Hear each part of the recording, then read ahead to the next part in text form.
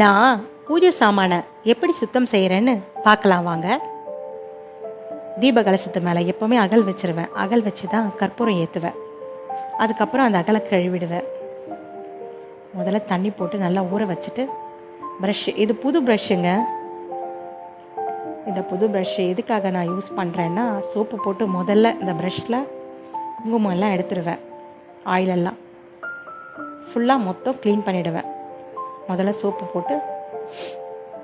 எதுக்காக இந்த brush use பண்ணுறேன்னா, இந்த விளக்கு இடுக்குகளில் இந்த குங்குமம் போய் அப்படியே உள்ளே எல்லாம் மாட்டிக்கிட்டு கருப்பு கருப்பாக இருக்கும். நீங்கள் பார்த்தீங்கன்னா நம்ம குங்குமம் வைக்கிற அடையாளம் அந்த பூஜை சாமான்களை தெரியும். நீங்கள் இந்த மாதிரி ப்ரஷ்ஷை யூஸ் பண்ணி ஒரு புது ப்ரஷ் வாங்கிக்கோங்க. அதுக்காக நீங்கள் சோப்பு போட்டு நல்லா சுத்தம் செஞ்சிங்கன்னா அந்த இடுக்குகளில் இருக்கிற அந்த அழுக்கெல்லாம் வந்துடும். முதல்ல சோப்பு போட்டு நல்லா க்ளீன் பண்ணிக்குவேன். ஃபுல்லாக க்ளீன் பண்ணிவிட்டு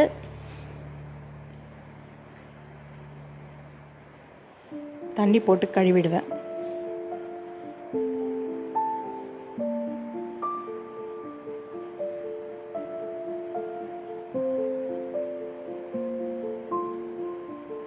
எல்லாம் கழுவிட்டேன். இப்போது சபீனா தாங்க நான் யூஸ் பண்ணுறேன். புளியை சுடு தண்ணியில் கொஞ்சம் ஊற வச்சுக்கிட்டேன், வெதப்பான தண்ணியில். அப்போ தான் நல்லா கெட்டியமாக அந்த சாறை வந்து நல்லா பிழிஞ்சு எடுக்க முடியும். கொஞ்சம் ஹாட் வாட்டரில் லைட்டாக ஊற்றி ஊற வச்சுக்கிட்டேன். அந்த சபீனாவில் புளியை பிழிஞ்சிட்டேன்.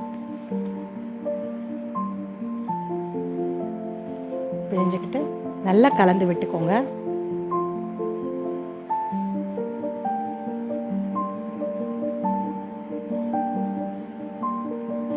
நான் கையில் தாங்க தேய்ப்பேன். நாரெல்லாம் எதுவும் யூஸ் பண்ண மாட்டேன். நம்ம கையில் வந்து அழுத்தம் கொடுத்து தேய்க்கும் போது நல்லா பளபளன்னு வரும். பூஜை சாமான் நல்லா பளபளப்பு தெரியும். நல்லா சுத்தமாக தேய்ச்சிடலாம்.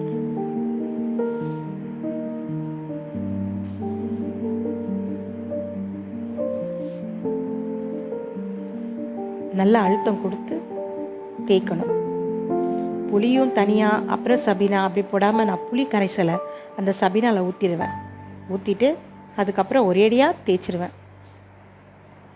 ரெண்டுக்கும் ஒன்றும் டிஃப்ரென்ஸ் இல்லைங்க. இப்படியும் செஞ்சு பாருங்கள். ஒரு பாத்திரமும் தனித்தனியாக ஒவ்வொரு முறை புளி போட்டு துலக்கி மறுபடியும் சபீனா போட்டு துலக்கி அப்படி இருக்கிறதுக்கு ரெண்டுத்தையும் ஒன்றா மிக்ஸ் பண்ணிக்கிட்டு நான் இப்படி தான் தேய்ப்பேன். நான் கையில் தான் தேய்ப்பேன் மேக்ஸிமம். அவ்வளோதாங்க. ஃபுல்லாக தேய்ச்சி க்ளீன் பண்ணிட்டேன்.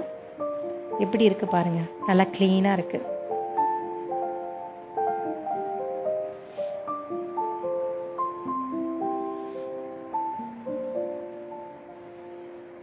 அப்புறம் அப்படியே விட்டுறக்கூடாது. ஒரு காட்டன் துணி எடுத்து அந்த ஈரத்தெல்லாம் துடைச்சி எடுத்துக்கணும். இல்லைன்னா இந்த பூஜை சாமான் மேலெல்லாம் புள்ளியாக அந்த தண்ணி வந்து அப்படியே புள்ளியாக பதிஞ்சிரும். அது அப்படியே கரையாக ஃபார்ம் ஆகிடுங்க.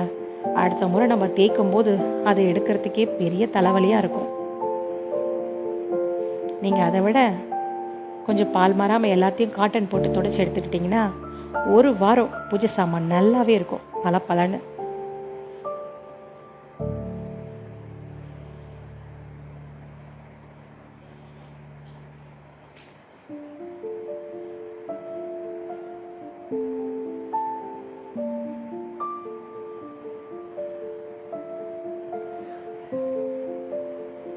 அவ்வளோதாங்க. எல்லாத்தையும் காட்டன் துணி போட்டு நல்லா க்ளீன் பண்ணிட்டேன். இப்போ பாருங்கள், வாரத்துக்கு ஒரு நாள் இப்படி நம்ம பூஜை சாமான் தேய்ச்சி அழகாக பூஜை பண்ணும்போது மனசு ரொம்ப நிறைவாக இருக்குங்க.